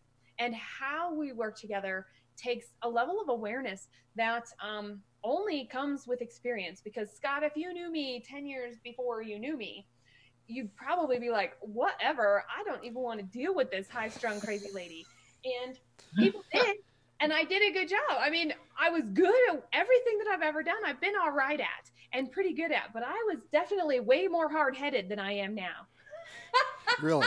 Well, you know, what I think the key was that we supported each other, because we weren't in competition with each other. Right. So the more I succeeded, the more you succeeded, the more I would succeed, and vice versa. And vice versa. It was a really good experience for me, because it was one of, I would say, you know, we have a lot of good relationships. We have relationships that that teach us things, provided we're willing to listen. And we have relationships with bad patterns, and we have relationships with good patterns, and we have relationships with mixed patterns. Scott, I would say you were one of the first people in a work scenario that really taught me about collaboration versus everybody being in it for themselves and showing up and trying to figure out how to work together. And so when you shared that with me about this, where we are in our lives, I was like, oh, this is great. I can chew on this and experience this, because I'm not competing with you to try and still do the same thing in the same space, which is where there's a lot of that happens in workplaces still today. So I want to say thank you for that, because without that, we wouldn't have this. Without that, I wouldn't be who I am today. And, you know, every single one of you that's here, already been here and here right now, have made a really awesome impact on me. And I've learned something from each and every single one of you that helps me go forward in our relationship, but also the other relationships that I have and get to have now because of our interaction. And I'm just going to, I want to hear what every other person in the film strip has to say, but I just want to interject this very quickly, and that I think a lot of what is happening in terms of collaboration is as a result of the internet and the collaboration tools that are available to us, and that we're able to self-select those who we like and who we want to work with. It's a revolution. It's a shift in power that this interconnectivity has, and it lends itself to collaboration and cooperation. I'd be interested to hear what other people have to say. I think that's a great point, Scott. And you know, when I'm doing this, it turned out to be a global e-learning platform or development platform. And I thought it would start out as something more local or regional anyway, but when the way it's distributed, the connectivity, as you mentioned, it's much bigger geographically than I kind of initially considered. So when we talk about the pivots, one of the things is having to be global in the way we communicate, which actually changed some of the offerings we made because they weren't local, they weren't US oriented. So I think and the collaboration I received to make it successful. I mean, there's been all kinds of people globally who have jumped on the wagon really to help me and share, success. So I think that's a really interesting point. I had to look at that, how much, I depend on, all the technology that we've created to be able to grow the network and grow what we have. It's a good point. Michael, I'm surprised that you haven't jumped in, because this is this is ground zero for you. Yeah, no, absolutely. I mean, one thing that I love about, it all started back with Hangouts, Google Hangouts, and now it's evolved into Zoom and all these different things and all that kind of stuff. And it's really actually pretty awesome to see.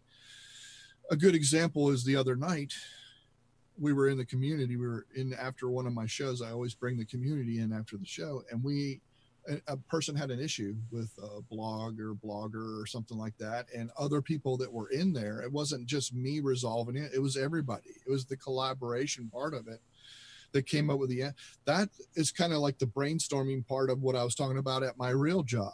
The same thing. It's the same kind of stuff. We get everybody in through video. We get in a meeting and we talk about it. We brainstorm, hey, what are we going to do? How are we going to resolve this?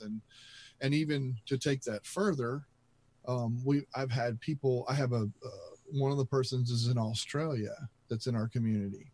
Another person was in Thailand that was in our community for a while. And, so you talk about diversifying and getting different perspective. When Federico was in here, he could probably contribute because like he didn't understand that conversation. That to me is intriguing, or that particular phrase that you used, Jess. He wasn't familiar with that. That's intriguing to me because I'm also a language person. So for me, it's helped me in teaching, knowing another language. I mean, it's like, I also coach in baseball. I know I do a lot of things. I coach in baseball. Everybody can get up there and hit. If you're right-handed, you hit right-handed. Okay. I used to tell these dads that used to get so mad at their kid, you just got to do this. You just got to do this. I'd go to the dads and hand them the bat and say, okay, go bat left-handed. He couldn't do it. And I said, okay, you have all the knowledge. Everything's right here. You're smart. You know everything. How come you can't do it? You can't hit one of my pitches that I'm throwing in there. So when you put things in perspective to people and then that kind of stuff, that growing and learning, being as a group, that's what builds that, that kind of thing. It helps with the learning part of it. So I love the collaboration part because I don't know everything. Never will. My dad used to tell me all the time that people don't work for you, they work with you. Mm-hmm. And every time I talked to him about work from the time I was 20 till he passed away, he would tell me that every time we had that conversation. Mm-hmm. And I think now that becomes a global, you guys are talking about, it becomes a global thing. People are working with you. And if people have an open mind and have an understanding that working together with each other is going to get you much further than trying to be in competition with each other or being the boss, then I think you can be a lot more successful together as a group. Tom, that's a great point because you look at the successful companies, the ones that are truly successful on a continuous basis, forever, are the ones that work with other people. They work with each other. It's not just one figurehead or something like that. It's knowing how to collaborate with people. Sometimes I love that you brought up this idea of brainstorming. That's definitely a form of collaboration. But in the world of creating content or in the world of creating things, maybe it's even products, this idea of truly working together. And I guess the best analogy I have is when you have songwriters working together. Mm-hmm. They sit together in the room and they parse out the words and they say, oh, let's not say this, let's say this. And, musicians, when they're collaborating, it's very different. In the world of content, you have someone that writes some content, they throw it over a wall, the editor puts red lines all over it. That's not collaboration. Mm-hmm. Collaboration is sitting there going like paragraph by paragraph and saying, what is it that you're trying to say? And just helping each other get there. That's a great point. And really your users or your people that are watching or viewing and read it, they will actually, by them collaborating, giving you feedback, can make you change how you write. And I like the analogy of music. I know a lot of people, if they're a pop star, they'll convert over to country music because they can tell their story differently or something like that and find, because they collaborate, they actually switch genres because of that kind of stuff. So it really brings in that whole part.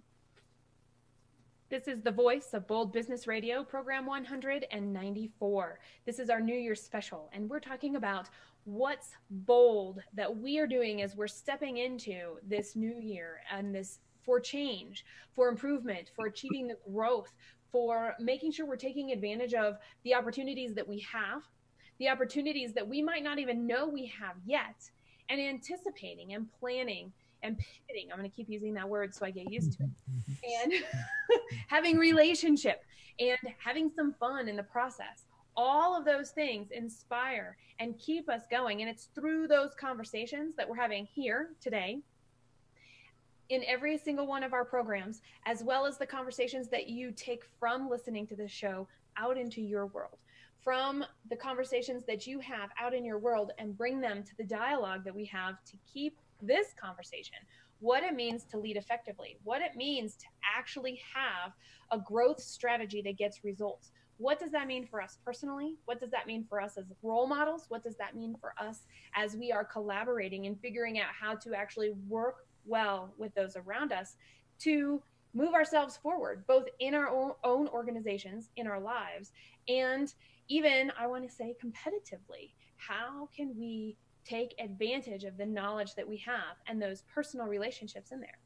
And that's the big question. Use hashtag VBB Radio.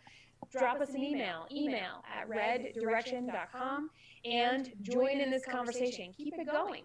We want to hear from you and hear what you're doing that is bold right now as you are taking the step through January 4th to the 5th to the next day and the next month and several months from now as we are moving into this.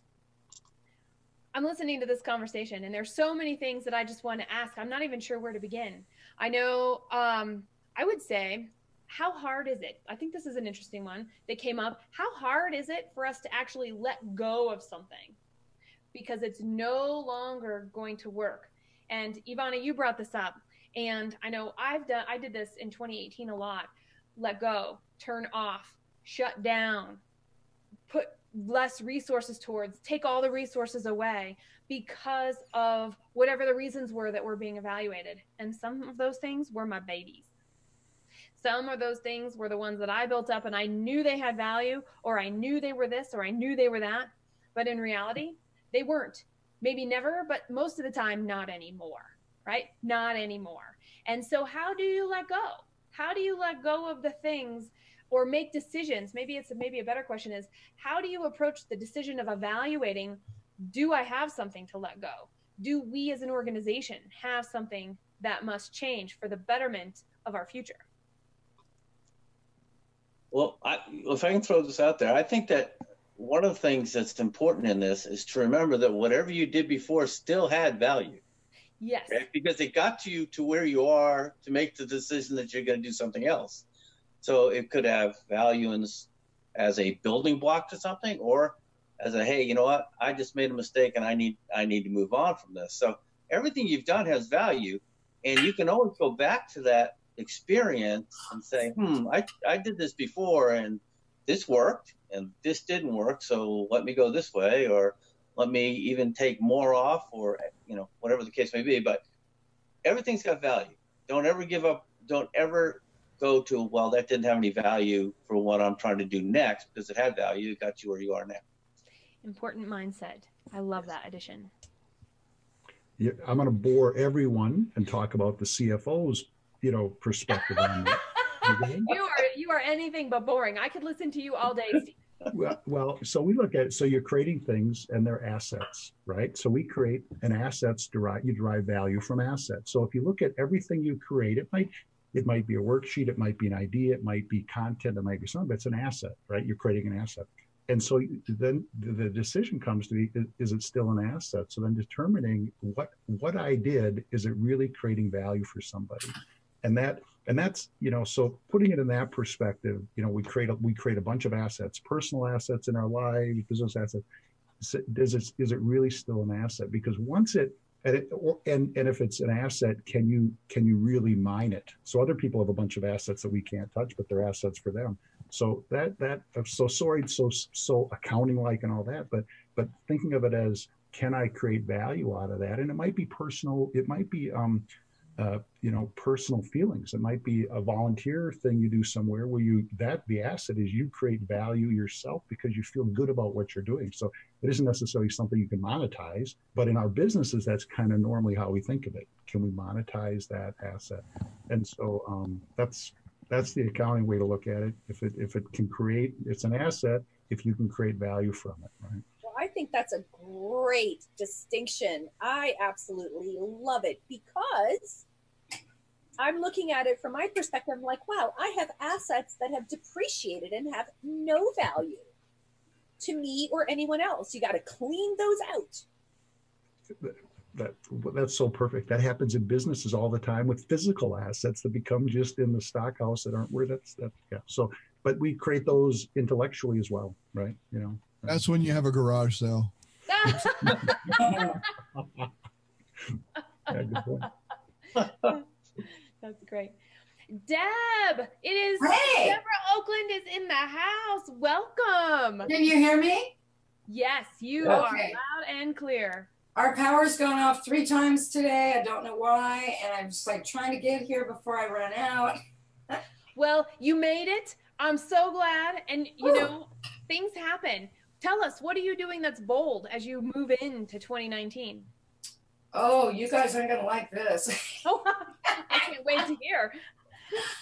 I'm going to chill this year. I've set all the balls into motion, and I'm just going to kick back this year. It's time for me to just kick back and let the process unfold naturally, not forcing anything. It's a gap year. Yeah, it's a gap year. Yeah, and I like what you said about value. We are the value. Hi. We are the value. And what kind of value are we going to be bringing to our lives and to the lives of others? That's what's important. Yep. And it's what I write about. And it's what my book's about. And it's what I like to investigate and explore. My husband's into a new business where he's got the CEOs, the CFOs, the COOs, and they're building a technology brand no one's ever seen on this planet. And it's coming out this year. And it's been quite a long process. So I'm just watching this process from the sidelines and allowing myself to learn from what I'm watching through the process they're going through, but also allowing myself, knowing I've set everything I need into motion, to just sit back and let everything transpire the way it needs to instead of forcing it. And this has been a multi-year journey. I mean, we've known each other for almost 4 years or so now. 4 or 5, yeah. Yeah, exactly. So we're looking at that. Oh, yeah, 2014. So we're going into that. Holy cow, 5th year. Yeah. We've got a new year. I've got to add one to everything now. Happy New Year, everyone. Happy New Year. So great. And you've been working very diligently and hard for the last several years. Yeah. And so it's neat that you're recognizing that. Was there an indicator that said, hey, all right, it's time? It's just a feeling. Uh-huh. I trust that within myself. I trust my guidance because I go here. I trust me. I don't look for others to validate me or tell me what I need to do next. I just trust the process, and something just said, nope, it's time to chill. Kick back. And you're confident in that, which is amazing. And that's what I hear from everybody that's here. There's a confidence of, I know where I'm at, and I know what I'm going to be doing, and I trust. You froze. My knowing. I froze? Go figure. Somebody may have to take over. No, you're fine. Oh, you're fine on my end. Okay, good. I was like, oh, Scott's I froze. You froze for a minute. Oh, okay. So so here's an interesting question then. When we're taking these bold steps forward, when we're working with purposeful action, how do you develop and have confidence in yourself to know when to say yes and to know when to say no? I would be very interested in the how you continue to practice and develop that part. I think that's part of a natural process as you mature. I mean, you learn these things as you grow older, and the older you get, trust me, you kind of learn. You kind of learn what to say. I have to wait? You're telling me I have to wait? I'm stomping my feet over here. Oh, wow. You learn what to trust and what not to trust over time, and you learn how to trust yourself, right. The depth of your being. And when you start doing that, it makes all the difference. At least for me. I don't know about you guys. I mean, I'd like to hear what you have to say. Well, I agree. It's about believing in yourself and believing in your ability to say. It took me a long time to learn how to say no. Okay, it's a long time, and but now that I have that ability a little bit to say no, then I've been able to kind of relax and know that the things I say yes to are the things that are really important to me. I'm just, if it's not real important and I don't believe in it, or I don't think I'm going to give value, or people are going to get value out of me, then I can just say no. But you got to believe in yourself first. You got to stop questioning what you're doing. That's the first step. But how do you do that? I mean, seriously, can we articulate that? Because I am better than I was 10 years ago. I'm better than I was 20 years ago. I still don't know if I could articulate it for somebody who wants to make that change and is trying to. Does that make sense? It's one of those things you do learn by experience. But what if I want to make sure I'm on the path? What if I want to get started? What if I'm just exploring my own assumptions? How would I consider that? Well, conscious choice is the first thing that comes to my mind, because every conscious choice you make is what unfolds into your life. And if you're making bad choices, you're going to have pretty crappy things happen in your life. But if you start paying attention to the choices that you're making, everything's going to shift. I mean, that's the first concept in my book, is conscious choice. So every action we take is a decision. And the outcome of that decision can either inform us or allow us to keep our head in the sand, or some other thing in between. And it's up to us to move forward. Or get smacked in the face, I think being willing to fail. I mean, being willing to fail will help you be successful, because I think someone mentioned it earlier about failing makes you better. I mean, we all fail. Everybody fails. Businesses fail, but then they restart and do different things. And I think one of the biggest things, like when I was learning Spanish, being afraid to speak that language with a native speaker. I mean, that you have to be willing to fail. You have to be. I actually told somebody that they were a kind shoulder instead of a man one time. So I just took it with a grain of salt, realized I said it wrong, and just went on and just did it anyway. So you have to be willing to do that. And I think by learning that, I'll never make that mistake again, though, I can tell you that. And I think that's what builds you. That's what gets you there. So, and I teach people anytime especially when you're teaching a foreign language, if you think about how long it took us when we were babies to learn to speak, just take your child, if you have a child, how long it takes for that person to speak a language, how long that process takes, learning all the different sounds, and to learn a different language. Think about what you have to go through to do that. It's the same thing. It's how well you learn it. And then if you learn a Southern dialect, which is where I'm from the South, and then you go up north, it's completely different language sometimes. So, I mean, so you adapt to that. And you find that when you go, like if you go and if I went and moved to Canada for a while, I would start to pick up that Canadian dialect and things like that. So I think it's the same thing in business and things that you do here. You have to be willing to fail and adapt that way. And that's the learning process that I give as an example, is languages. It's so, teach yourself sign language, start learning sign language, try and remember that, those kind of things. Yeah, exactly. Yeah. So, I mean, it's really interesting and fascinating if you take that approach, and I think it'll help you, though. Be willing to fail. I like that you say that. It's because we need to be more gentle with ourselves, because like you said, it takes a long time to learn to speak, to learn to walk, to learn to do the things, to drive a car. And we want everything right now, especially in this society. We want everything right now with technology, and we want it done quickly and easily. And it doesn't have to be. I'm trying to learn French. I've been trying to learn French my whole life, and I get so frustrated, but it scares me, but I'm going to do it. I don't care how long it takes. I will learn to speak, write, and read French, because it's a goal of mine. But it's scary.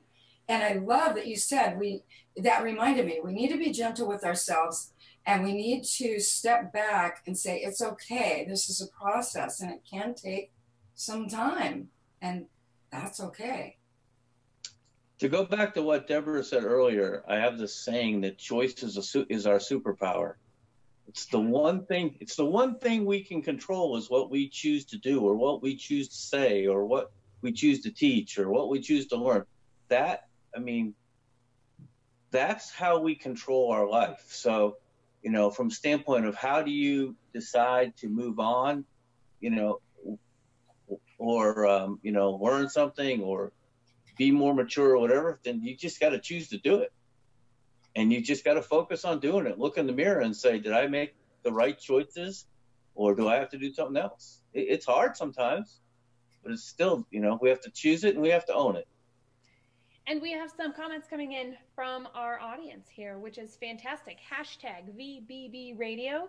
Keep this conversation going. Send us an email, radio@reddirection.com. We have Brenda. Brenda Franklin said, make a deadline. Finish it by your deadline. Whatever you're going to do it. Develop a property, write a book, quit wasting time and not getting it done, take the step and cut the distraction. So I was like, wow, way to go, Brenda. That's great additional information to not only what we've been talking about right here, but also what we've been talking about up to this point. And then Mark Barris, thank you for stopping by. This is fantastic. He was saying, yes, great point. Get over the fear of failure, because it is a huge step in personal and professional growth. So matters a lot. And is that our biggest hiccup? Is it that we're going to look silly or we're going to fall down? And is it an internal fear? Oh man, I'm going to fail. Or is it an external? Holy cow, what are they going to think of me? Now I think it's human nature. I think it's human nature. Dopamine that's in our system. When we get a text, you immediately go for your phone because it gives you that. You want to be recognized. You want to be that person. I think that's natural. So in my opinion, yes, that's very much satisfying to us as human beings. Or when, it used to be, it's so funny. Used to be when the phone rang in our house, nobody wanted to answer it. I'm not getting nobody. There's no way. I don't want to get that thing. No, I'm not getting it. Are you kidding me? And then when they came out with answering machines, we're like, oh, finally, and now we have to have every bit. We have to have that text message. We have to have that phone call. We have to have who's calling on that line? I didn't even know we had a house phone. Hold on. So it's totally different concept. But yes, I think that, and especially our children, they're growing up into that. So we have to be adaptive to that and be ready for that too, I think. So that's my opinion on that. I say life gets better every year. And it's true. I like myself better and better every year, and I think it's a function of age. I think about being in high school again, and I would never want to do that. It's just such a tough time of life. So I think part of the answer is, at the end of the day, it's not that I don't care, but I don't care. If something happens that's embarrassing or whatnot, I had an extremely embarrassing experience the other day. I had purchased a very nice bottle of Pinch Scotch at an estate sale, and I have a friend whose son is Wyatt, and that's another story. He owns a jewelry store, and every time I've gone in there, he just loves fine liquors and whatnot. He'll bring out a nice brandy or something and share it. So I was going to share this bottle of Pinch with him. We went in, and it was a big deal, and he sat down, he kind of looked at the color, and he thought it was kind of funny, and then he started to take the thing, and it was a 1954 to 1957 bottle. I mean, it was really great. I got it for half price at the estate sale. And the cap came off pretty easily. It had a lot. He sniffed it. It was colored water. Wow. Now, 20, 30 years ago, I would have been red beet red. It would have been, it really was a loss of face for me. But it wasn't because, I figured it wasn't my fault, or even if it was, who cares? And we made a bit, and because I reacted so nicely about it, he wasn't embarrassed for me. I wasn't embarrassed for me. And now I can get my money's worth by telling a good story. That's awesome. So I function, and I attribute that to just as you grow older, you become more confident in yourself. You become less concerned about peer pressure or what others think. One needs, in my opinion, to be well grounded and know what's right and what's wrong, and try and be true to yourself and get better confidence.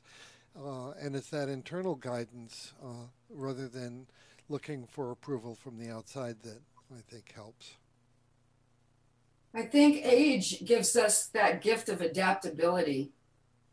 It seems to be a word out in the world now, disruptive and adaptability and all these words. But I think adaptability comes with age more so. Or it can. Not everyone who ages has that ability, but it's a blessing if they do. Yeah, and with all the distractions in the outer world, that was a good point too. The distractions are something that if we eliminate the distractions, we have a much more clear view of the road ahead of us and where we want to go, and even clears up some of the hindsight that we may need to look back on and that can lead us forward. But distraction's huge, but adaptability is, if you can't adapt in this world right now, you're not going to get very far, because it's a different world than we grew up in. Well, for sure. Yeah. So Debra, could you spend like no more than a minute or a minute and a half describing the title and the content of your book, please? Oh, my book's called Change Your Movie, Change Your Life, 7 Real, REEL, Concepts for Courageous Change. And I have a website, Living in Courage. It's a spiritual oasis for overcoming life's biggest challenges. So I write about 7 concepts that I live by, and it's all wrapped around the movies. And in the book, there's 2 different stories, each with a different outcome according to the power of your conscious choice. And it came out on Kindle this year. I don't know why I didn't do it when it came out in 2016, but I brought it out for my birthday this year. And it was worth all the time and effort and years I put into it. And if it helps one person, that's I did my job. So that's what my book is. That's a great book. All right. So we've been talking about what we're doing that's bold. We've been exploring some of this, I'm going to call them soft skills. Everything that we're talking about is a soft skill. Can we let go? Can we adapt? Do we have to, do we have to wait to get better with age? And apparently the answer is no and yes, is what I took away from all of that conversation. Patience. Yeah, that is something I always work on. I have these really sharp ears and I can get a lot of information. But I'm not necessarily, and this is an interesting thing. I am impatient for things to take their course, and that has nothing to do with the society that we live in. It has to just do with the fact that I'm like, I just want to see, can I see something soon so I know, is it time to take a look left or take a look right or take a step back or take that next step forward and know a little bit more. And isn't that funny? Because it comes back to that need for certainty and some of our human nature that comes back to, I think, Michael, you were alluding to, yes, we are looking in some capacity for external validation. And boy, isn't that a skill to be able to go, I can recognize that and I don't need it. And so it's very interesting in the grand scheme of things. As we go forward into the year, all of you are communicators that are here. Whether you're taking a vacation, whether you're taking some time off, whether you're jumping in and really plowing and using every ounce of that 24 hours, maybe with an energy drink or some extra tea. And those of you who drink coffee, maybe some coffee too, I don't know. Whatever that journey that you're on, I'm curious, how do you see yourself? Have you thought about what you're going to look like and feel like and sound like? And I say you collectively as an individual, your organization, all of that, by the end of the year? Well, I'll take a stab at that, Jess. I've kind of looked at this year and the plans we have, and it's kind of a cube. So we're looking at depth, creating more depth, and that's for our member scholars to make sure they're continuing to get learning opportunities to become the best CFOs they can be.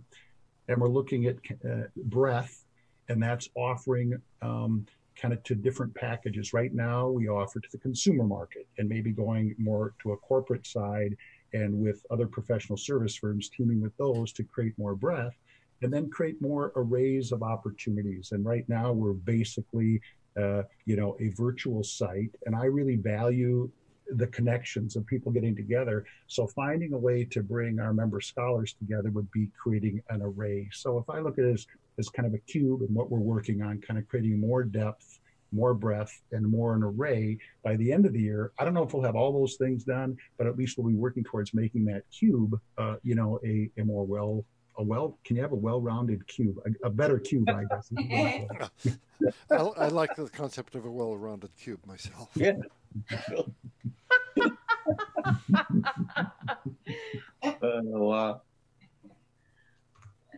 Anybody else?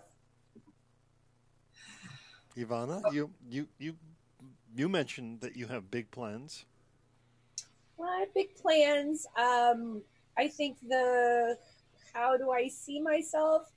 I would like to see myself. My plan is to be really, really busy and focused, all with the intention of ending up where Debra is. Letting that system run, standing back a little bit. I can't believe I'm going to say this. I know we've all been kind of talking about age and wisdom, and while I have no intention of retiring, like Tom and so many of you, I have every intention of putting my time and effort and energy into things other than professional. Oh. You're going to make a lot of changes and put time into things not professional. That's well, no. I can. What I'm saying is, I can see myself working really, really hard. Right. And I want to say that this has been the year, I guess 2018, 2019. In this particular year, I think it's because my son went away to college, and it's making me really conscious of time passing and where you're going to spend your time. And in the past, I've looked at work as something that you do every single day. And only now, there's a difference between saying something and then really integrating it inside your life. So like saying something like, I'm going to build a business that's going to give me passive income, blah, blah, blah, blah, blah. Right. Like that had never meant anything to me because I had no intention years ago of stopping anything. And I still don't have an intention of stopping, but I definitely do have an intention of not trading time for money. My son just graduated from high school, so you and I are in similar places. And what I've said to people is I want to reinvent myself. And they say, oh, that's great. What do you want to invent yourself into? And I tried to describe it for a while. But then, I just decided, I honestly don't know, It's hard. It's really, Yeah, I must be old here because I have kids that just gave me a grandbaby. So, well, I got another one on the way. So, yeah, I have 3 and 1 on the way. So you're not too old. So okay. All right. Some of us are just late bloomers. Okay, I got you. Yeah, exactly. We're just late. I got you. So thank you for sharing everything that you shared today. That well-rounded cube and that changing of effort and energy. It's funny that you said that because there's this word I've been using a lot, and that actually may be the definition of it, which is dimensionality. You talked about building a cube and having something that's not just a line and not just a square, but actually having some volume and taking up space as well. And being able to do that with content, being able to do that with our people, being able to do that with the way that we approach change, problems, decisions, and work with how we're adjusting our business to look forward is a very interesting thing. It's amazing because when I talk about dimensionality, people are like, it sounds a little bit like a magic ball. It sounds like you're just shaking that magic 8 ball and hoping you get the right advice. Or it's that genie in the lantern that you can get your 3 wishes. And what would you wish for? And in reality, it's not, though. It's very much intentional, purposeful, and thoughtful to go out and say, where are my blinders? What is going on here? What else could I learn? Am I making assumptions? How do we find those things together so that we are always taking the intentional, purposeful action that we want to do to see that longer term growth result? And so I'm really glad that you all came and shared. I'm glad that you came and shared about what you're doing that's bold. You heard from each other. We've had some great conversations. We'll write up these show notes just like we do with everything. The program's already on the website because it was live streamed. Here we are. And the 2 hours went by really fast for our online internet special. And I'm going to say, visit voiceofboldbusinessradio.com. Let me do the last part too. Use hashtag BBRadio. Email is radio@reddirection. And subscribe at your preferred listening platform, iTunes, iHeartRadio, YouTube, Facebook, whatever, everything. Keep listening, keep coming back, share this conversation, share your voice in the conversation, take bold action, and let's get ready and jump in to the rest of today, tomorrow, 6 months from now, 9 months from now, with bold, purposeful action. Thank you for joining us. We will see you again next week. The Voice of Bold Business Radio gives you insights about how to achieve your company's growth strategy. When you aren't seeing the growth results you want, it's time to get an outside perspective. To discuss your specific situation around growth strategy, work with us. Visit voiceofboldbusiness.com and click Find Out More. Special thanks to the Scott Treatment for technical production. Thank you for joining us.